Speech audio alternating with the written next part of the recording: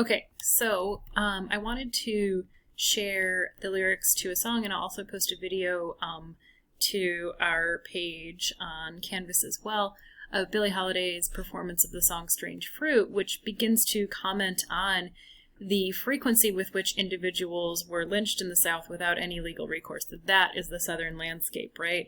And she's going to be important for us to think about as we begin our discussion of the artist that Green examines in his chapter as well.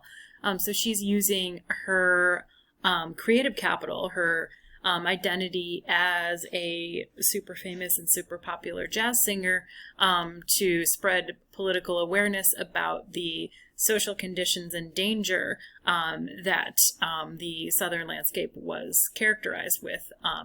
So she's essentially singing a protest song. So I will share a performance of hers of this song, and we can talk more a little bit about it when we get together as well.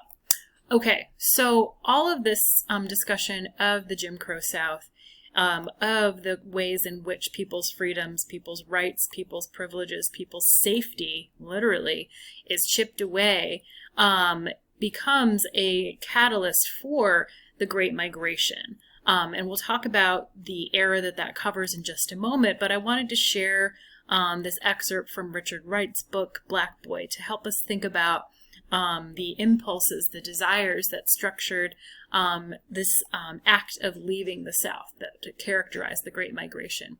I was leaving the South to fling myself into the unknown. I was taking a part of the South to transplant in alien soil, to see if it could grow differently, if it could drink of new and cool rains, to bend in strange winds, and respond to the warmth of other suns, and perhaps to bloom.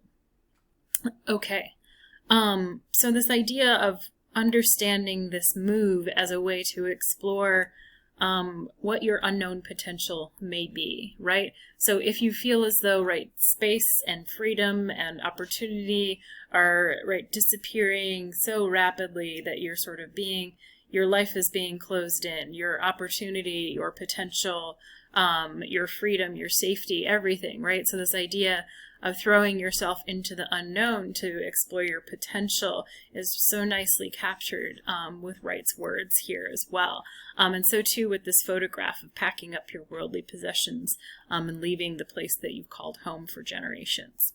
Okay, so the Great Migration is this era in which we see hundreds of thousands and eventually millions of African Americans leaving the South and coming to the urban North, and also to places such as California and Los Angeles. But we're focusing our study on Chicago. And so when we're thinking about the Great Migration, it's not like someone sat down and said, okay, now everyone's going to leave, right? This is something that is the product of individual choices and individual homes sort of thinking about, what if we went somewhere else? What if we could walk down the street with a degree of greater safety? What if there could be a different way of living, right?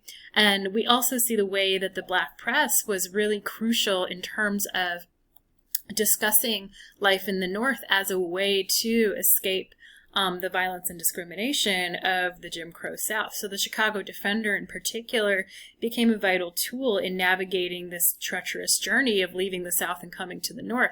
So they would list job postings that welcomed African American applicants, train schedules, and all that kind of stuff, right? Encouraging this leap of faith into the unknown, right? As Richard Wright described, encouraging families to try somewhere new, right? To come somewhere new.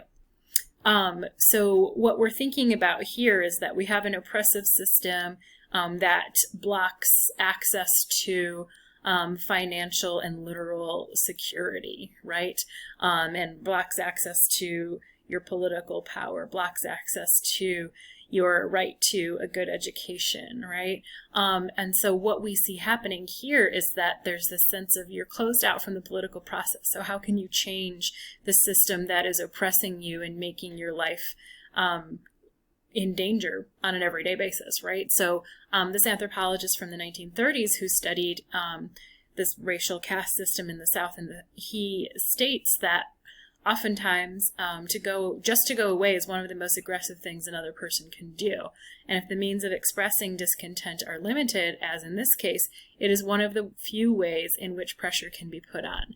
So leaving is not just leaving, right? It's rejecting a system that sees you as inferior. It's rejecting a system that limits your freedom and threatens your safety, right? It's a radical act of refusal to be limited by a system that is designed for your mediocrity or designed for your failure. Okay, so one of the communities that becomes home for the tens of thousands of African American individuals who choose to come to Chicago is this neighborhood called Bronzeville. So there is tons of work available in Chicago in steel mills and stockyards. But as we know, and I'm a person who is from Chicago, Chicago is not a racial utopia by any stretch of the imagination, right? There's persistent systematic racism to this day, issues around housing segregation, inferior schooling, and the sense that this lack of access to, right, the broad swath of housing in Chicago creates these overcrowded neighborhoods. And when we're thinking about what is the results of creating an exclusively African American community, what we see happening is that this can serve as a place where, in light of sort of being not part of the kind of broader experience of Chicago, we see arts institutions, nightclubs, organizations developed to exclusively serve the African American community on Chicago's South Side, right? And so many of the artists that we're looking at are sort of part of the development of these kinds of safe spaces of creativity for people living in Chicago. So poets like Gwendolyn Brooks, authors like Langston Hughes and Richard Wright all came up in Chicago's Bronzeville. And we also see that in the 30s and 40s, as we talked about some weeks ago, we also see the Federal Arts Project helping to fund some of these arts institutions for the Bronzeville community as well. So developing a kind of network of creativity. And if we think about this kind of explosion of artistic and musical production, we can see it as a direct result of the Great Migration, right? That's not to say that music wasn't happening in the American South, but the opportunities to share that music, the opportunities to have more time to sit down and write a novel, afford themselves in this relatively more safe space of, right, the community of Bronzeville that we begin to see and that we'll read about a bit more as well. Okay, so that's it. So I'll post the links that I mentioned alongside our lecture, and I'll see you all in our Zoom meeting.